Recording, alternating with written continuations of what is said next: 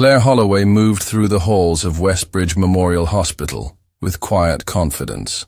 Her white uniform was always crisp, her blonde hair neatly pulled back into a bun, and her expression calm, yet attentive. Patients trusted her, and fellow nurses admired her dedication. She was the kind of nurse families wanted for their loved ones, compassionate, patient, and always willing to help.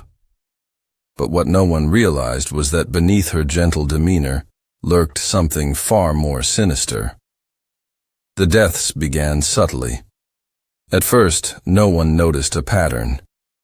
Elderly patients passed away during the night, their charts marked with natural causes. Some had pre-existing conditions, others had been recovering from surgery, but none seemed to show signs of distress before their sudden demise. Doctors, overworked and exhausted, signed the death certificates without question. Families mourned, never suspecting that their loved ones had not simply slipped away peacefully, but had been deliberately led to death's door. Claire was always there, a comforting presence in the background. She offered tissues to weeping relatives, placed a reassuring hand on a grieving spouse's shoulder, and whispered kind words about how their loved one had gone peacefully in their sleep. She never sought attention, never lingered too long in conversations, but those who met her always remembered how kind she had been during their darkest moments. It wasn't until Dr. Raymond Wells, a senior physician at the hospital, began noticing an unusual trend that suspicion started to grow. He had worked in the medical field for over 20 years and had seen his share of unfortunate deaths. But something about the cases piling up on Claire's shifts made him uneasy.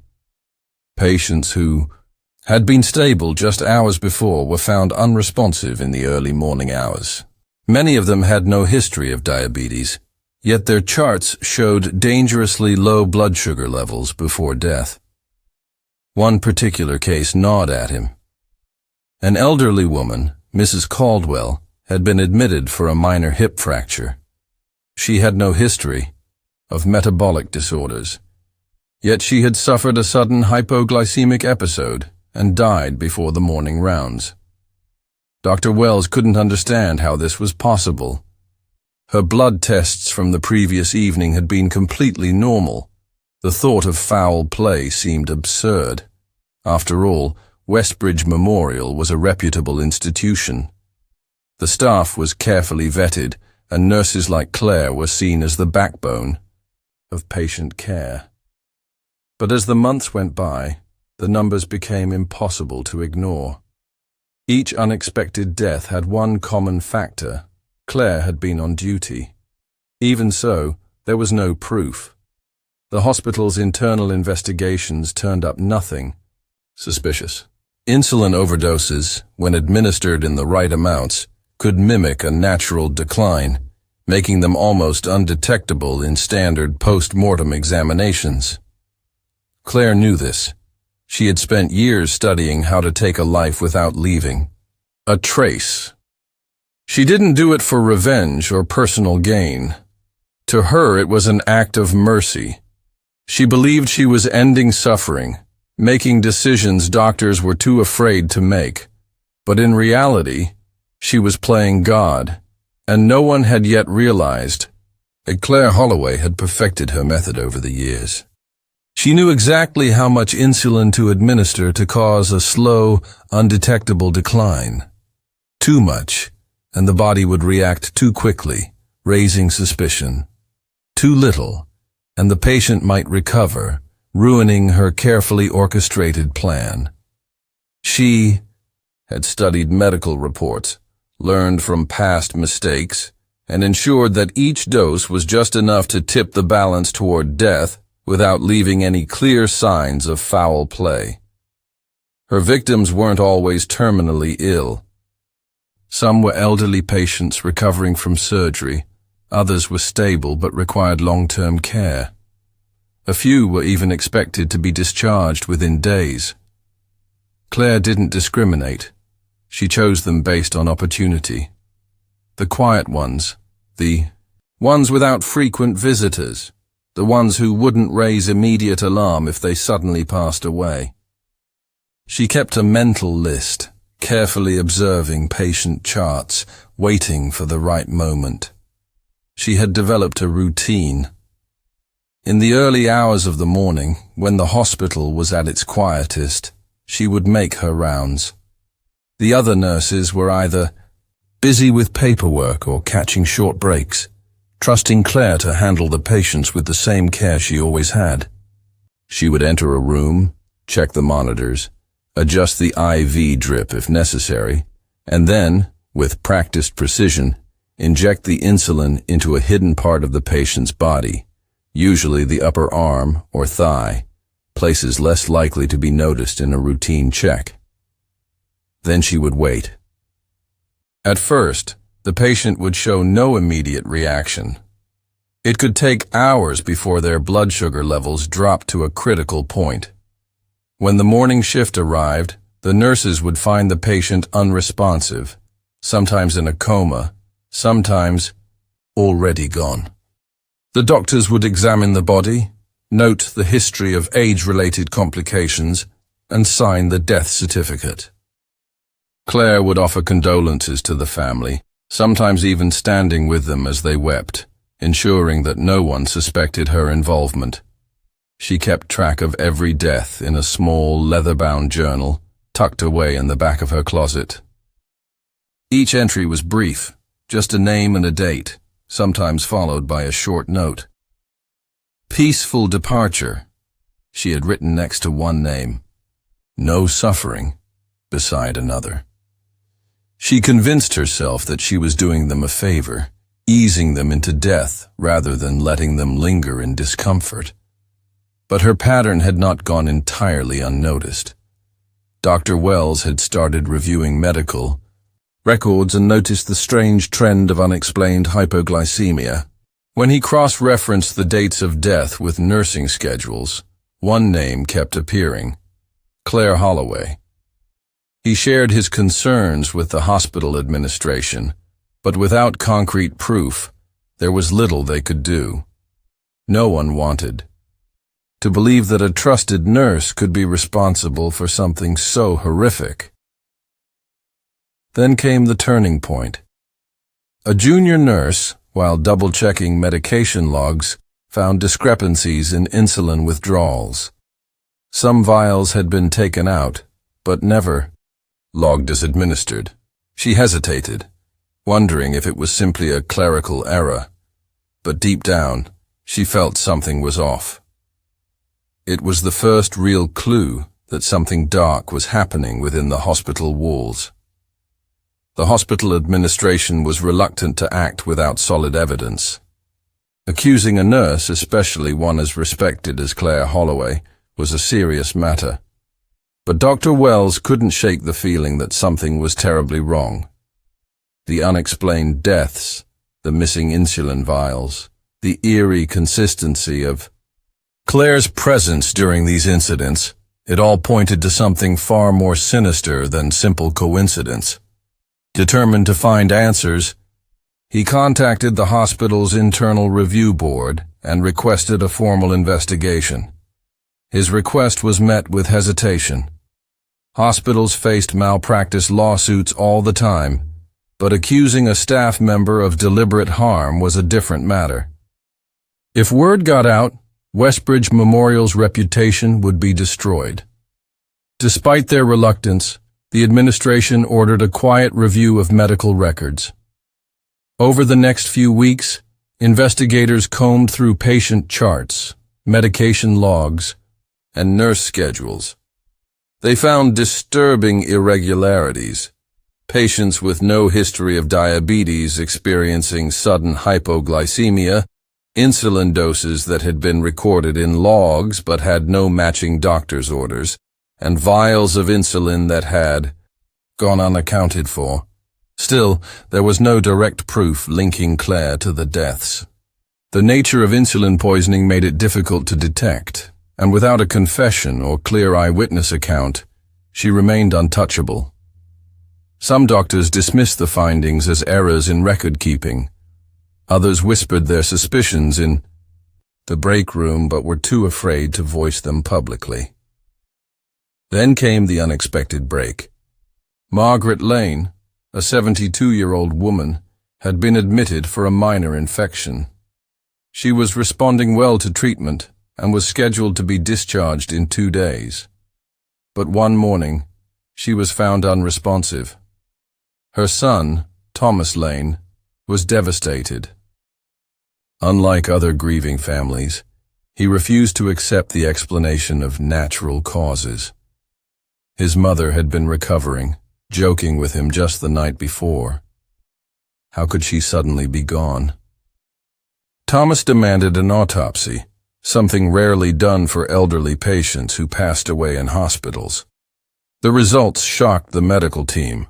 Margaret had died from an insulin overdose. Yet she had never been prescribed insulin, nor had she shown any signs of diabetes. This was no accident. Someone had administered it to her deliberately. With this revelation, the case was no longer just an internal concern.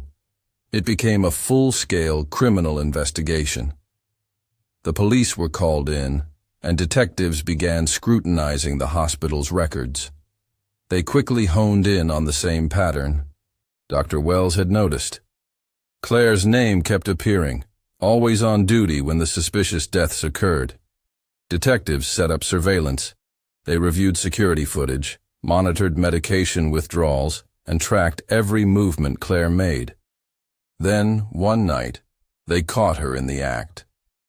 A hidden camera in the medication storage room captured Claire withdrawing insulin without a logged order. She carried the vial into a patient's room, staying only for a moment before slipping away. That was all the authorities needed. The next morning, Claire arrived at work as usual, unaware that her time was up. Within hours, she was led away in handcuffs, her calm mask cracking for the first time. The angel of mercy had finally been caught.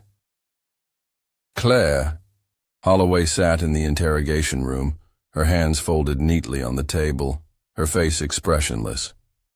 The detectives across from her studied her carefully, waiting for some sign of guilt, some flicker of emotion. But Claire remained disturbingly calm. She had been caught, and she knew it, yet there was no fear in her eyes. No regret.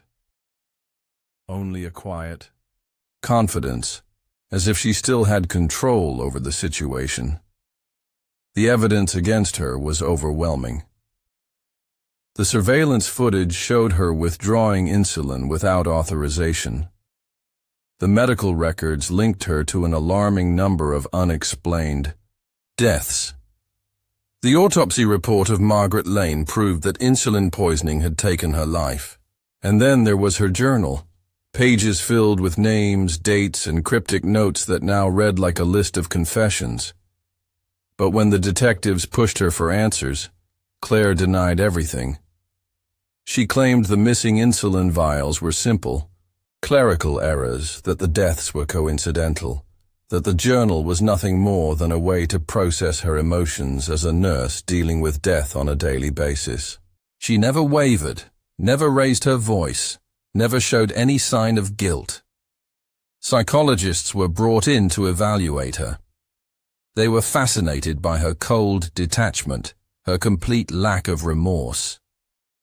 Claire wasn't like other killers. She hadn't acted out of rage, revenge, or financial gain. She had no history of abuse, no record of mental illness. To those who knew her, she had always been kind, professional, and deeply compassionate. And yet, she had taken the lives of at least a dozen patients, possibly more. When they probed deeper, trying to understand why she had done it, Claire finally spoke. She claimed she wasn't a murderer. She was a savior.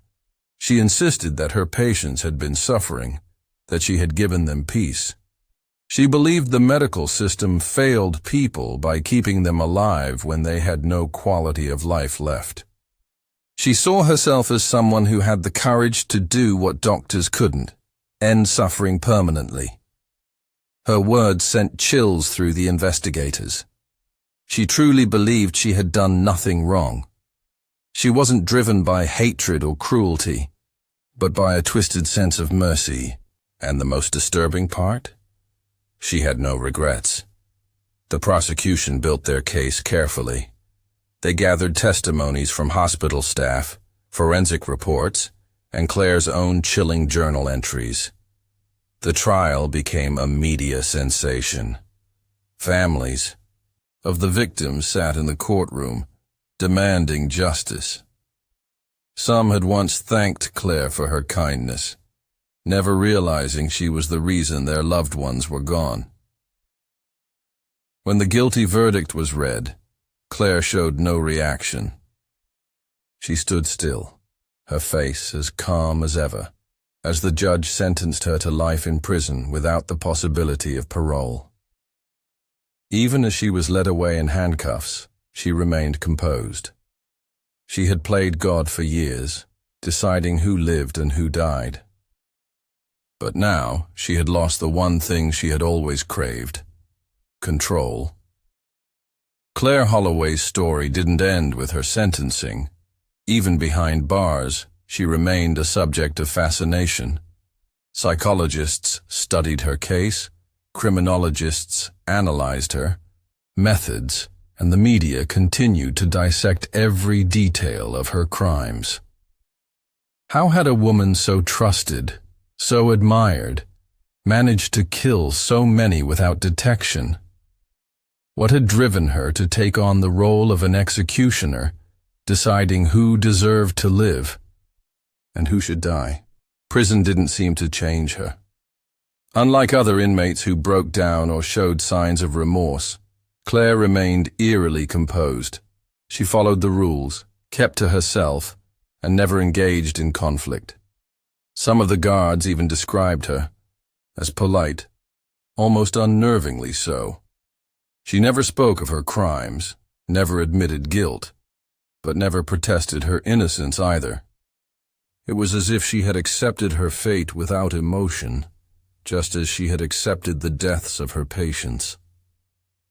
Outside the prison walls, the impact of her actions continued to spread. Families of the victims struggled to process the truth. Many had believed their loved ones had passed away peacefully, only to learn they had been taken from them by a woman they had trusted. Some found solace in Claire's conviction, knowing she would never harm anyone again. Others were haunted by unanswered questions. Why had she chosen their family members? Had their suffering truly been as unbearable as she claimed, or had she simply decided their time was up?